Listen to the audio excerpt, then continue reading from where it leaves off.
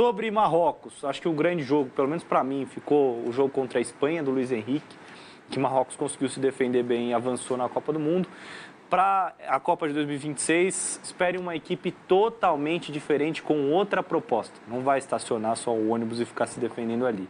Tem como jogar, tem jogadores talentosos, tem o Bono, como eu citei, o goleiro, tem o Hakimi, lateral direito, enfim, vários outros jogadores que compõem. Brahim Dias, jogador do Real Madrid, que optou por jogar pela seleção marroquina. Então, vários jogadores de capacidade técnica elevada. É uma seleção forte. Antes do sorteio, eu até tinha colocado, das seleções que compunham o pote 2, para mim era a pior seleção para o Brasil pegar.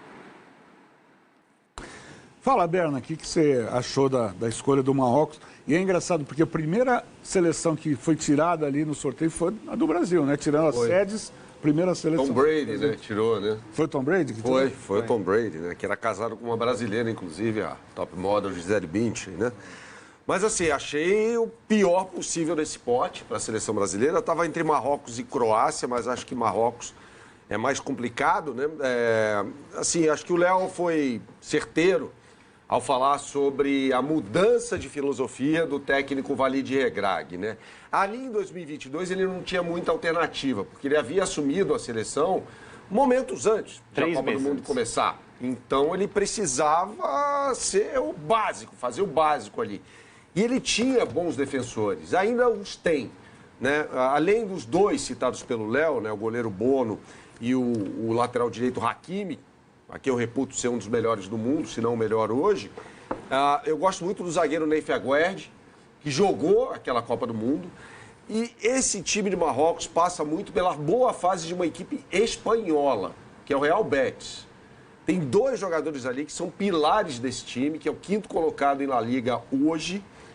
Vai jogar com o Barcelona, inclusive, amanhã. É uma boa oportunidade para assistir esses dois jogadores. O Amrabat, que fez uma senhora Copa do Mundo do Catar, foi para o Manchester United, acabou não rendendo, e aí foi negociado com o Betis e manda ali no setor de volantes, né, do time do Betis. Joga ao lado do Lo Celso, um argentino. E mais à frente, o ponto esquerdo é Zalzuli. Esse é um baita de um jogador, né? Então, assim, o lado direito do Brasil vai ter que estar muito atento a esse jogador. O Brahim Dias joga mais para o outro lado, pelo lado direito do ataque, e o centroavante é o En-Nesyri, que nesse momento não vive uma boa fase. É bom jogador, mas nesse momento, joga no Fenerbahçe, na Turquia, não vive uma boa fase. Então, assim, é um time com bons talentos individuais e um bom esquema armado pelo técnico Walid Regragui, mais ofensivo do que aquele mostrado em 2022. Então, eu acho um adversário perigosíssimo para o Brasil, muito perigoso. Toda estreia é complicada para todo mundo, né? A gente, quando estreia numa nova emissora ou um outro emprego, você dá aquele friozinho na barriga. Futebol é a mesma coisa. Por mais experiente, imagina o Ancelotti com toda a carga que ele tem de experiência. Vai ser a primeira vez que ele vai dirigir uma seleção em Copa do Mundo. Já foi auxiliar na Copa de 94, estava nos Estados Unidos com a Itália, mas agora ele vai ser o timoneiro. Marrocos não perde desde janeiro de 2024. A campanha nas eliminatórias africanas é irretocável. 8 jogos, 8 vitórias, 22 gols marcados, 2 só sofridos. Ô Ivan, logo após o sorteio, o técnico Regragui, que é franco-marroquino, ele disse o seguinte, olha que legal, é uma honra jogar contra o Brasil, é o país do futebol. Para o marroquino, é um exemplo o futebol brasileiro. Nos faz sonhar. Achei demais isso. Jogar contra o Brasil é uma honra. Respeitamos demais a seleção brasileira, que para nós é uma referência. Os companheiros resumiram bastante aí a seleção marroquina, não há muito o que acrescentar, não. Vai ser a estreia da seleção brasileira, né? Então aí existe uma casca de banana, porque logo na estreia, a estreia sempre traz um componente emocional, de nervosismo, aquela coisa toda. Marrocos é o adversário mais difícil do grupo, então todo cuidado é pouco, né? Muita gente deve estar se perguntando sobre o ponteiro Ziyech, Hakim Ziyech, que jogou no Chelsea, no Ajax, e já não faz mais parte da seleção, está jogando no Wydad Casablanca, né? Então, era um jogador muito refinado tecnicamente, tanto é que jogou em grandes equipes, direita, né? Só que com um parafuso a menos, né? Vários a menos. Exato. Então, o craque do time é o lateral direito. Eu concordo com o Berno. O Hakimi, para mim, é o melhor lateral direito do mundo, jogador do PSG. Jogou a última Copa do Mundo e bem, né? Então, esse é o adversário mais difícil do Brasil no grupo. O Bernardo estava lá no Catar. E o Marrocos, acho que foi a seleção... O Ivan estava, eu não estava. Você não estava, né? O Ivan? Não, o Ivan tava. Eu estava no Marrocos, no Mundial de Clube. Eu estou trocando aqui. Mas o Marrocos foi assim, uma espécie de sensação, né? Porque termina na 4ª posição da Copa, mas foi até o final. Perdeu para a França nas semifinais, perdeu para a Croácia na decisão do 3º lugar, mas tudo bem. Eu acho que toda a Copa do Mundo tem uma ou outra seleção que as pessoas passam a curtir mais, a gostar mais. Eu acho que no caso da última Copa foi exatamente uma Marrocos. E houve uma mobilização muito grande por parte dos marroquinos. Então, você via ali que a seleção de Marrocos se sentia bem nos jogos. Tanto é que foi muito bem, surpreendendo a todos, né? E assim, quando a gente vê que as seleções de base estão se destacando, conseguindo resultados importantes, é porque vem aí uma galera que tem qualidade para acrescentar. Você vê que a estratégia ou o propósito já muda para essa Copa do Mundo, como o Léo disse, já não é mais um ônibus estacionado, então você vê que é um futebol que está crescendo. Aos poucos, não dá para falar que é uma potência, evidentemente, mas também já não é mais aquele time que todo mundo despreza. A Marrocos é o atual campeão mundial sub-20, né? Venceu a Argentina na final. Então tem jogadores jovens surgindo por aí. Ou seja, o empate na estreia não é um mau negócio. Porque logo na sequência, vem um saco de pancadas que vai ser o Haiti. Não pode ser diferente. O Haiti disputa a Copa pela 2ª vez, né? Você falava até sobre 74, que o Brasil faz um amistoso. O Haiti jogou aquela Copa do Mundo, foi o saco de pancadas. Acho que o grupo tinha Argentina, Itália e Polônia. E, assim, tem um jogador conhecido, bem conhecido, torcedor brasileiro, o Ricardo Adê, né? Que joga na LDU, enfrentou o São Paulo agora, belíssimo zagueiro. Mas é curioso, porque na LDU ele joga numa linha de 3, né? E na seleção haitiana ele joga numa linha de 4 defensiva. Você se referiu a esse jogo de 2016, esse jogo entre Brasil e Haiti. Foi a única vitória do Brasil naquela Copa América, né? O Brasil caiu num grupo com Peru e Equador e Haiti, empatou os 2 jogos, ganhou do Haiti e acabou sendo desclassificado na primeira fase. E o Dunga caiu depois daquela Copa América, né? Então, assim, foi o que você falou, Kaká. Aqui é a chave para fazer saldo, eu acho, esse jogo contra o Haiti. Fala... Não, acho que é bem por aí. É um time que deve oferecer pouquíssima resistência à seleção brasileira. É o jogo disparado, assim, o jogo mais fácil da fase de grupos para o Brasil.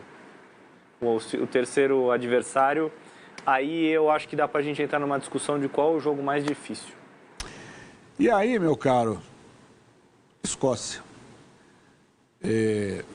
Não sei se vai ter hooligan lá. Até agora eu não sei se o Trump vai facilitar ou engrossar o acesso, porque teve aquele negócio dos imigrantes, de fazer uma limpeza geral nos Estados Unidos. E isso vai conflitar certamente com a chegada de turistas, né? Muita gente vai querer acessar os Estados Unidos para acompanhar a Copa ou não, dependendo da situação de cada cidadão. Mas, assim, os escoceses a gente sabe, né? Eles tomam umas e outras lá e tal, não sei o quê. E é uma torcida muito animada, para não dizer violenta. Eles são muito animados, eles adoram futebol, né? Na Escócia, assim. Tem um dos maiores clássicos, talvez a maior rivalidade do mundo seja na Escócia, o Old Firm, né? Que é o jogo entre Rangers e Celtic, que ali envolve questões religiosas, né? Os protestantes do Rangers e os católicos do Celtic, né? É por causa desse time que eu não consigo dizer que esse grupo do Brasil é tranquilo. Por causa dessa Escócia aqui. Tem bons jogadores. Você pega, por exemplo, tem um ótimo lateral esquerdo, já veterano, mas muito bom, o Andy Robertson, jogador do Liverpool. Ganhou tudo com o Liverpool. Foi o dono da lateral esquerda, para mim, durante muito tempo, um dos melhores laterais esquerdos do mundo. Né? Mas já não vive a melhor fase, né? Já não vive, mas assim, o Liverpool traz um ótimo lateral, o húngaro Kerkez. O que aconteceu? Vou na bola de segurança, vou no Robertson. Ele que está jogando. A fase do Liverpool é péssima, mas quem joga agora é o Robertson. Mais à frente, Scott McTominay, que era um volante no Manchester United, vira um jogador mais de frente no Napoli. Como disse o Léo, torna-se o melhor jogador da Série A na temporada passada, quando o Napoli é campeão, com o McTominay jogando muita bola. Foi ele quem fez aquele golaço de bicicleta contra a Escócia. McTominay e Anguissa, né? McTominay e Anguissa, tem o Lobotka nesse time, nesse meio de campo também. O meia que joga pelo lado esquerdo, John McGinn, jogador do Aston Villa, que amanhã vai jogar contra o Arsenal. O Aston Villa fazendo uma ótima Premier League, é o terceiro colocado. Esse cara joga muita bola também. Então, assim, você tem bons jogadores ali. O técnico é o Steve Clarke, que sabe armar bons times. Então, eu não consigo olhar para esse jogo contra a Escócia e falar, tranquilo, o Brasil vai ganhar tranquilo. Para mim, Marrocos é o adversário mais bem preparado que o Brasil terá no grupo. É o melhor time, tirando a seleção brasileira. Mas eu não considero que o jogo contra o Marrocos seja o mais difícil do grupo. Eu acho que o jogo contra a Escócia é o mais complicado. Porque a Escócia certamente vai colocar 3 zagueiros, vai se postar numa linha de 5, vai baixar o bloco. O Marrocos, se sair para a trocação, como tem sido a postura de Marrocos nos últimos jogos, pode regredir, pode usar o que foi a estratégia da última Copa do Mundo, baixar e só sair na boa contra o Brasil. Mas acho que o Marrocos pode mais. Então vai sair para a trocação com o Brasil, os espaços vão aparecer. A Escócia com certeza não fará isso. A Escócia vai esperar o Brasil para sair só na boa. A Escócia é um time muito físico. O Scott McTominay, que o Berna citou, é um jogador alto, de bom porte, um meio-campista que chega na área. Se precisar usar a bola longa, a Escócia sabe utilizar esse recurso. Então, é um jogo difícil para o Brasil, até olhando o que foram as últimas partidas na seleção brasileira. O jogo contra a Tunísia, por exemplo. A Tunísia colocou uma linha de 5, uma de 4 e só um homem mais avançado. O Brasil sofreu muito para encontrar espaços contra a Tunísia. Pode ser um desenho de jogo parecido com esse contra a Escócia. Agora, para o mais otimista, Ivan, se o Brasil fizer 6 pontos, quer dizer, venceu o Marrocos, venceu por 0,5-0, atropelou o Haiti, já entra classificado contra a Escócia. Gente, é o seguinte, eu entendo, a gente está aqui secando aqui todos os adversários, as virtudes, os defeitos, apresentando para a galera essas seleções que vão enfrentar o Brasil na Copa do Mundo.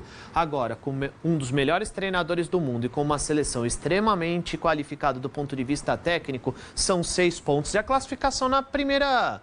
Com certeza. Em primeiro lugar, senão eles podem voltar para casa, pô. Não se pode trabalhar com a hipótese do Brasil lógico. não passar em primeiro. É isso, não tem o que fazer.